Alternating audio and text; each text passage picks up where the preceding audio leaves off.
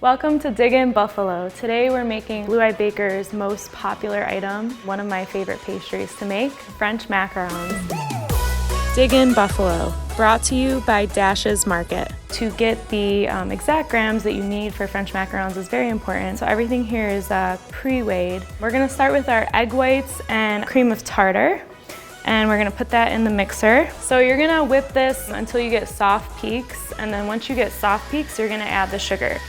So what we're doing right now is creating a meringue, and we're adding air to the eggs. So I'm gonna add the sugar slowly.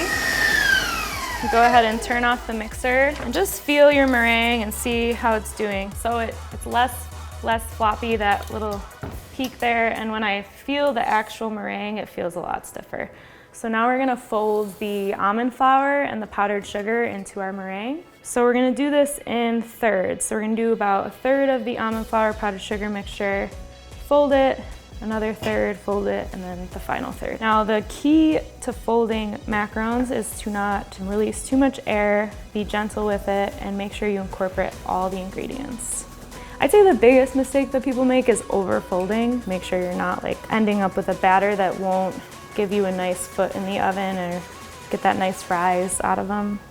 When you pick up the batter, you want to see that it creates a ribbon, and we're ready to fill our piping bag. So I have a tip here. You're going to want all your force from piping to come from your palm. Squeeze, release, and then move over to the next one, but we're not going to do any up and down motion. I first started making these when I lived in Los Angeles. Macarons were everywhere, and I became obsessed with eating them, so then I became obsessed with making them. So you're gonna let it dry for a little while. I'd say on average it's 1 to 2 hours, but it really depends on the weather. So next we're gonna make chocolate ganache to go in the center of our macarons. There's a lot of baking chips out there that aren't actually chocolate, so you wanna make sure that you're using a good chocolate. So right now we're simmering the cream and stir it a bit just to make sure it doesn't form a skin or burn on the bottom. And we're gonna add the cream to the chocolate and powdered sugar. Stir it up, allow the cream to warm up the chocolate. All right, now it's nice and smooth, nice and hot. So we're gonna add a little bit of this chocolate mixture to the egg yolks. Mix that up really good. So once you have your egg yolk mixture back into the chocolate mixture, you just wanna whisk it up real good, and then you're gonna add your butter.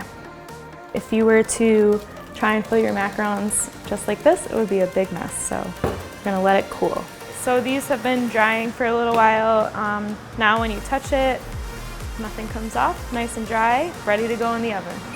Okay, so our macarons are out of the oven. They are ready to be peeled, and you can see a nice foot that formed there. So the first thing you're gonna wanna do is match the shells so that they have the same top and bottom size. All right, so then you're just gonna fill them with ganache.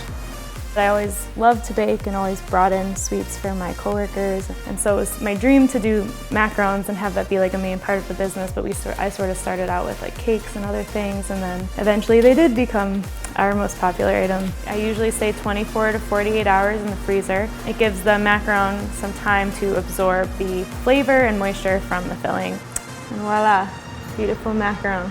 Thank you so much for tuning in to Dig-In Buffalo and learning all about French macarons and how to make them.